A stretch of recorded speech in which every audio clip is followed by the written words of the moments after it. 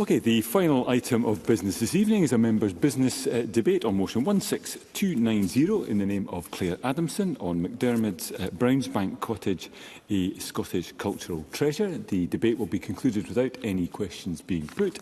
I'd invite members who wish to participate in the debate to press the request to speak buttons, and I call on Claire Adamson to open the debate around 7 minutes or so.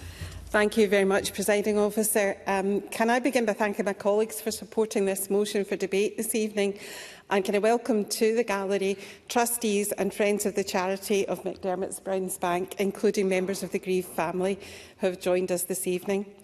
They are the custodians of McDermott's legacy, and their ambitions for his former cottage at Brownsbank in Biggar deserve our collective attention. I can also pay tribute to my friend and colleague Mary McCallan, MSP. Brownsbank Cottage sits within her Clydesdale constituency, and she's been an avid supporter of the work of the Trust and the restoration efforts, and we're excited to welcome her back to the Parliament soon. Today we reflect on a figure of international significance.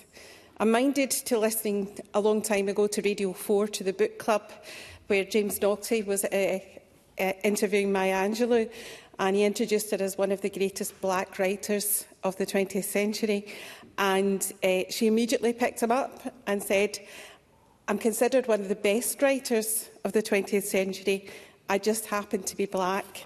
And I think the same can be said of McDermott. He writes mainly in Scots, but he's more than just a Scots writer. And Scots writers should be recognised for their international efforts and international challenge. And I'm minded that there's some of the greatest experts on McDermott in the gallery this evening, and some of Scotland's greatest writers and professors of literature in Scots language, so no pressure at all in anyone speaking in the debate tonight to get things right. I attended a few weeks ago the Association of Scottish Literature International Lecture with Professor Johannes Ponkarova from the University of Glasgow and the University of Prague, who's a Marie Curie Fellow at Glasgow University. And she was speaking about Gaelic and Scots in the 20th and 21st centuries.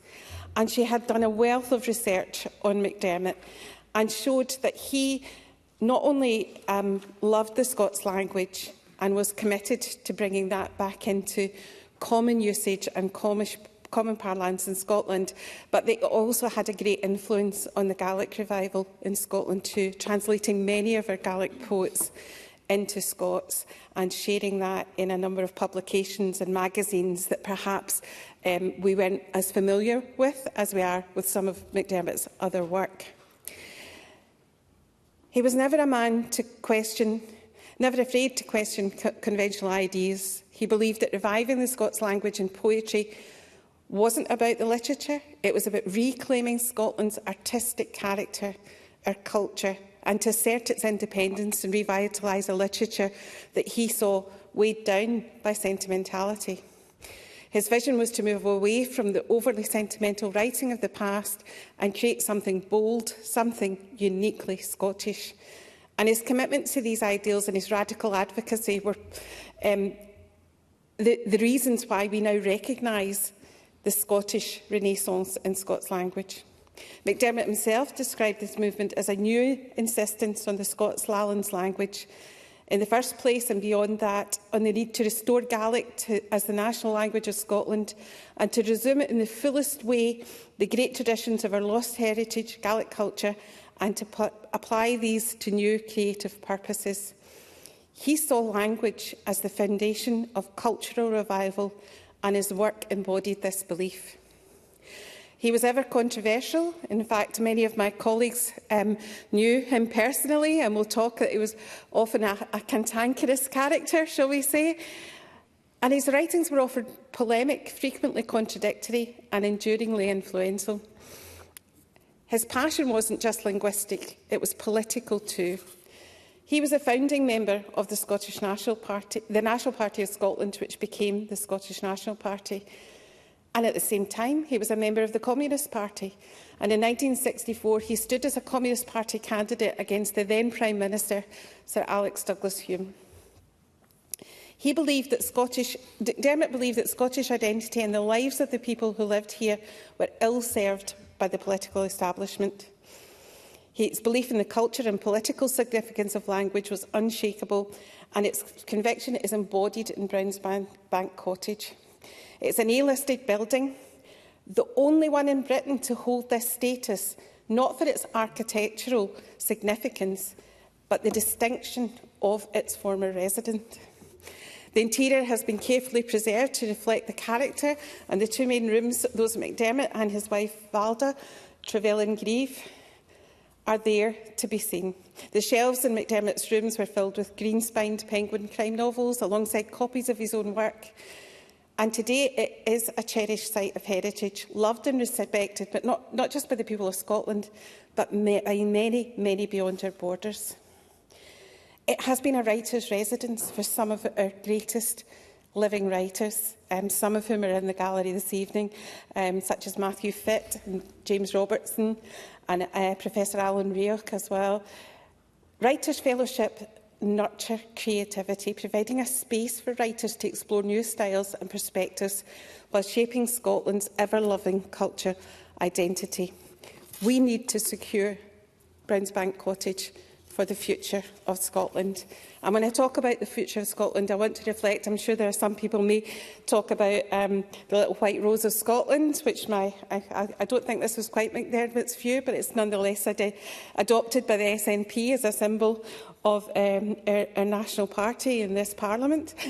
And some may talk about, you know, a drunk man looks at the thistle. But having spent time with Matthew Fitt, who's in the gallery, in a primary school in my own constituency, Cleland Primary School, and seeing the young people working with him in Scots language and learning about it and learning about the language they used every day in their families, and seeing the joy and the confidence it gave them to know that the language they used at home was good. It made me think of maybe a McDermott children's poem, which I'm going to quote before I finish. It's called The Bubbly Jock, which is a male turkey. It's half like a bird and half like a bogle. It just stands in the sun there and bouks. It's a wonder its head didn't burst, the way its eye racks in the tooth.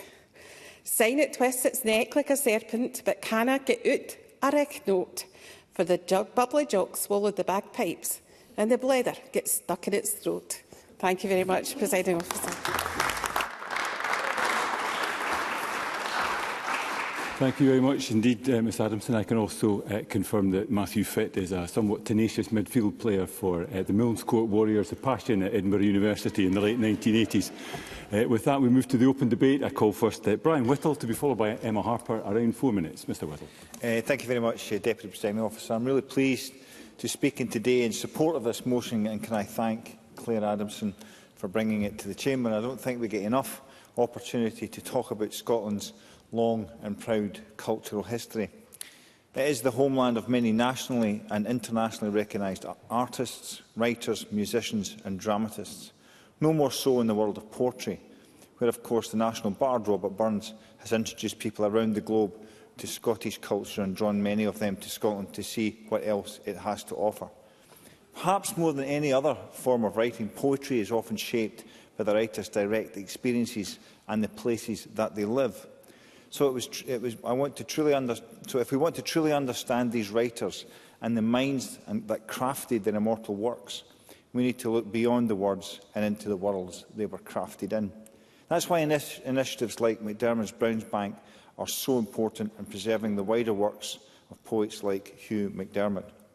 Now, as a proud son of Ayrshire, I could not allow this debate to pass without drawing the parallels between Brownsbank and Robert Burns Cottage in Alloway.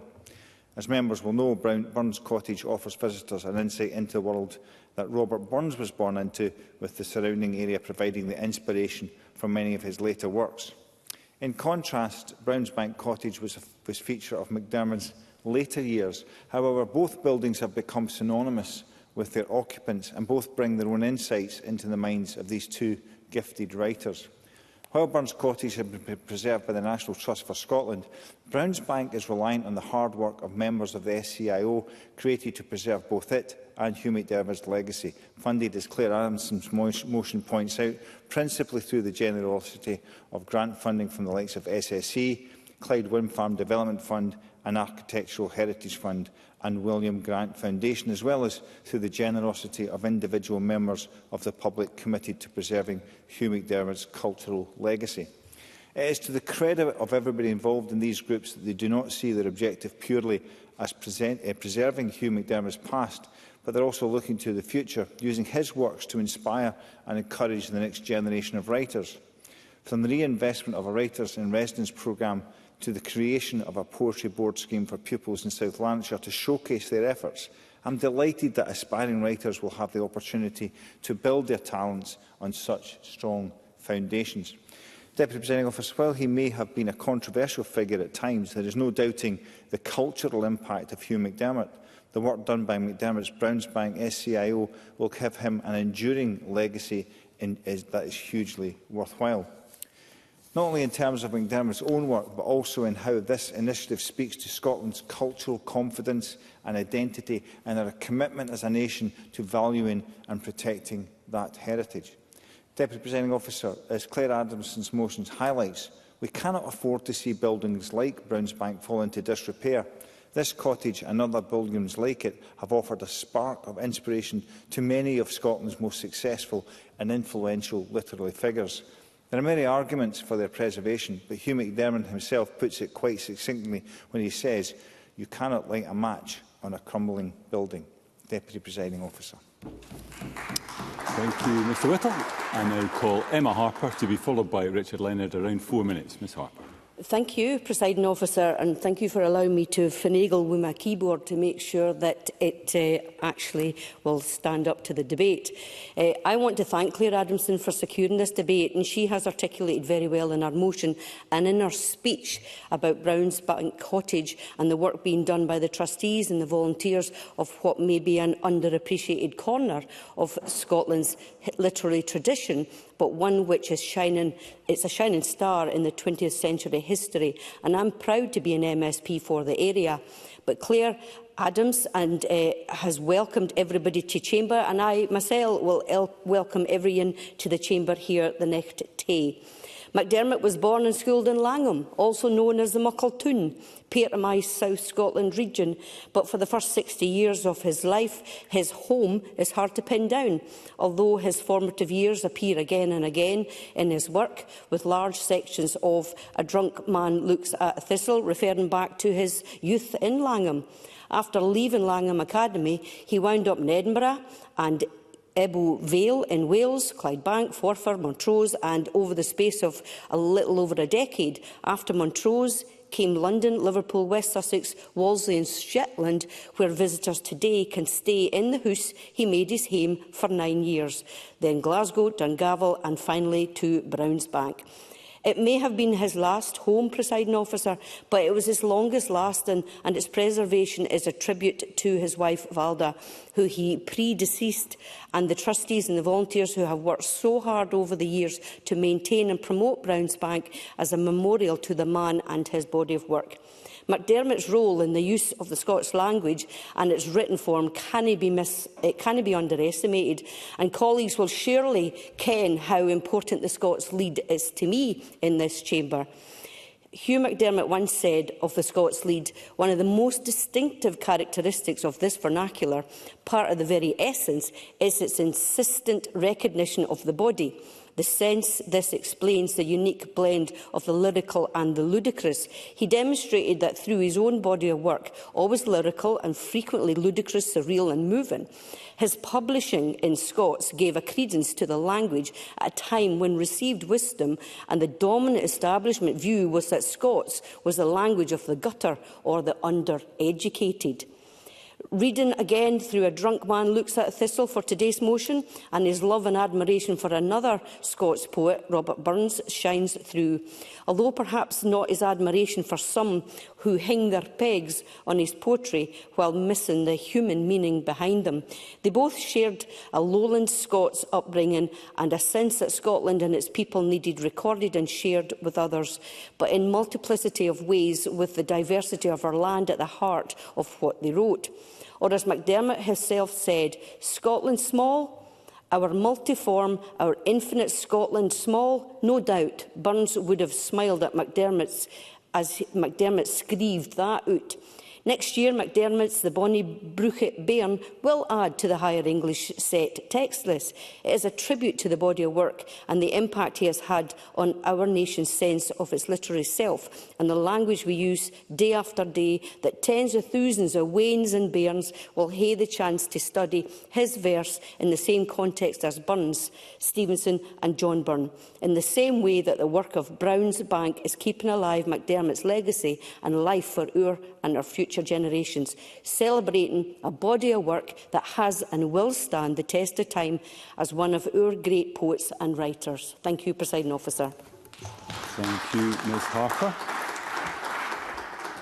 Could I perhaps gently discourage those in the public gallery from participating, including through applause? And I now call the final speaker in the open debate, Richard Leonard. Around 4 minutes. Mr Leonard. Thank you, Deputy Presiding Officer. And can I thank Claire Adamson as well for leading this debate in Parliament tonight. McDermott remains politically controversial, but artistically revered. His very identity was provocative. The striking imagery of Norman McCaig captures it best. C.M. Grieve dived in at one end and Hugh McDermott swam ashore at the other.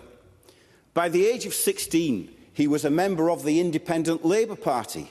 He left, and then, when he fell within the orbit of James K. Hardie in South Wales, he rejoined.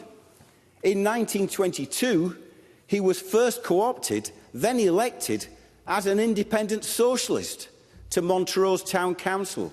He joined the Communist Party in the 1930s and then the National Party of Scotland.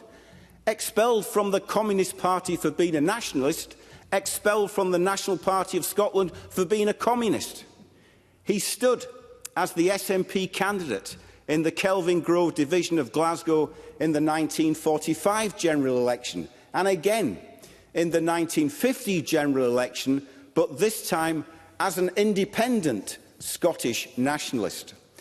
And in 1956, at the very point when many others left it for good, as the Soviets suppressed the Hungarian uprising and the revelations about Stalinism emerged, he rejoined the Communist Party, standing as the CPGB candidate against the then Prime Minister Sir Alec Douglas-Home in the Kinross and West Perthshire constituency in the 1964 general election.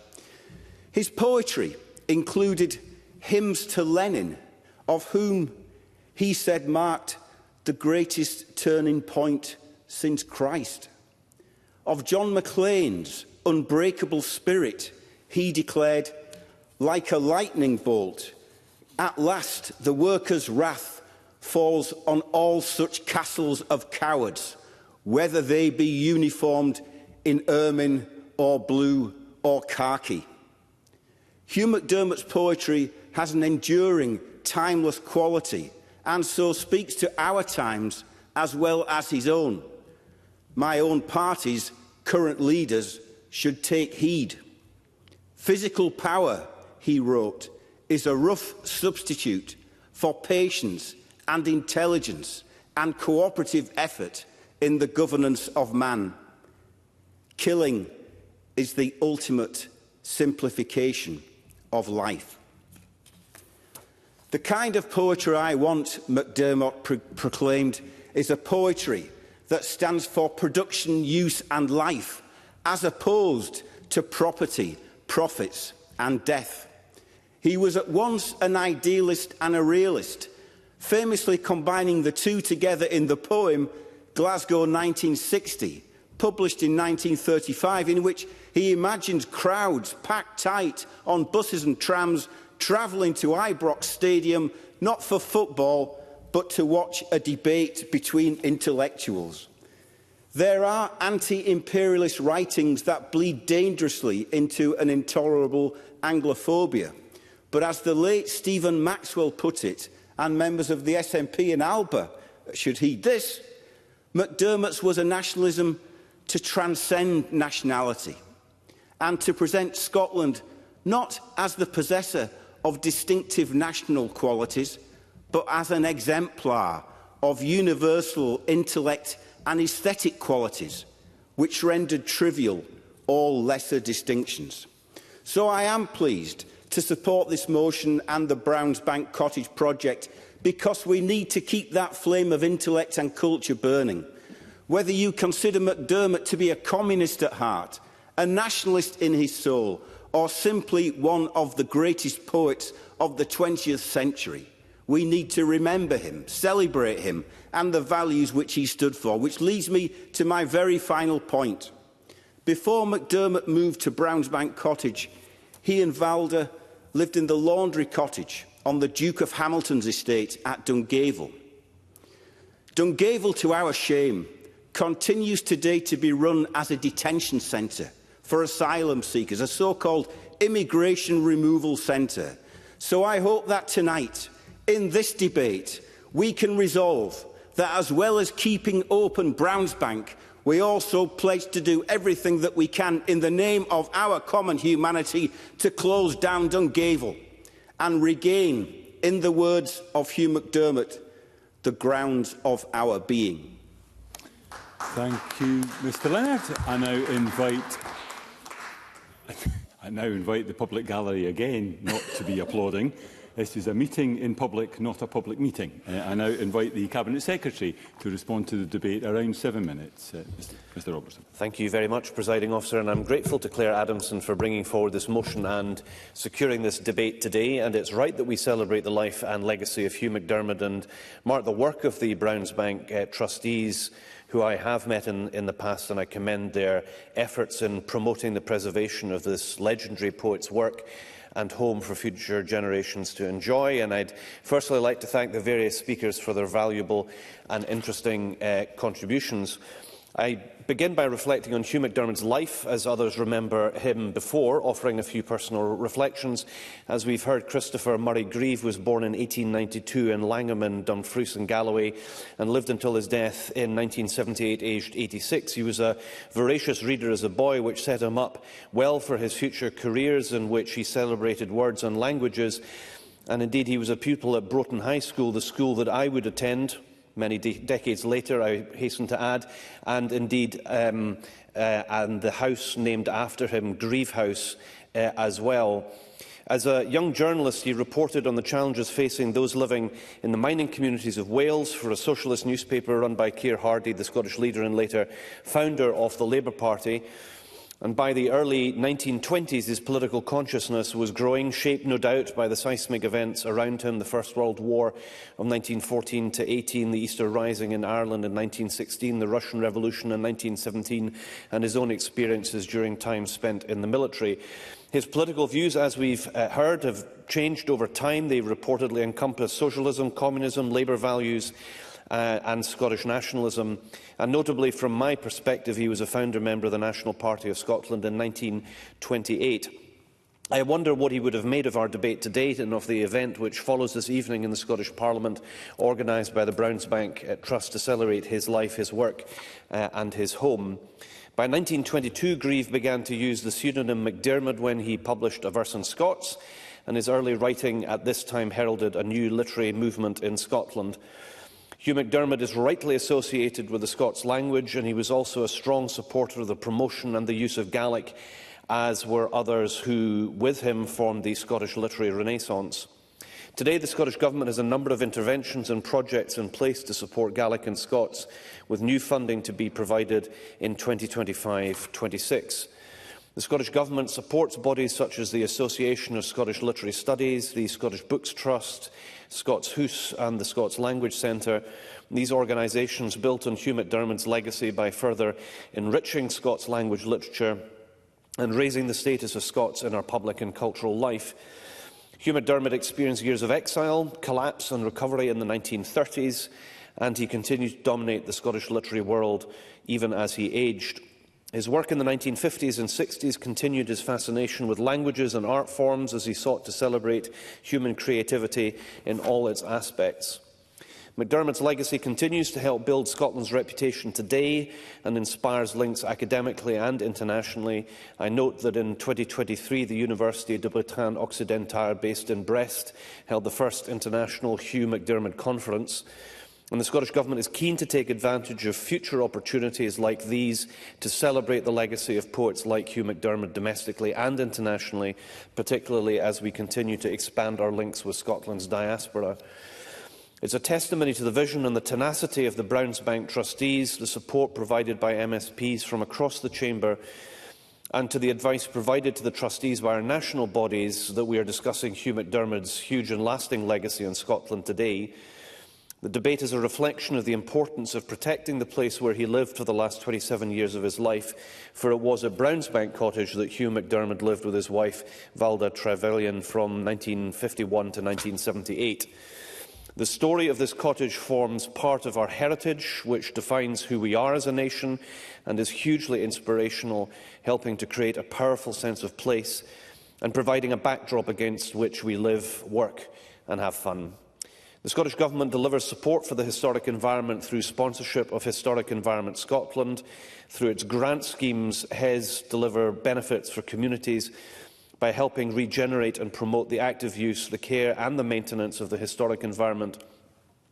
And I understand that Historic Environment Scotland have provided feedback to Brownsbank Trust on a previous proposal, and I would encourage the Trust to continue engaging with our public bodies. Hugh MacDiarmid's commitment to Scotland and to literature has left a remarkable legacy for us today. I congratulate everyone who took part in the debate this afternoon and commend Hugh MacDiarmid's work to everyone with an interest in the complexities of our history, which continue to shape us today, and to the work of the Brownsbank trustees in securing Hugh MacDiarmid's former home for future generations to enjoy. Thank you very much. Thank you, Cabinet Secretary. That concludes the debate, and I close this meeting of Parliament.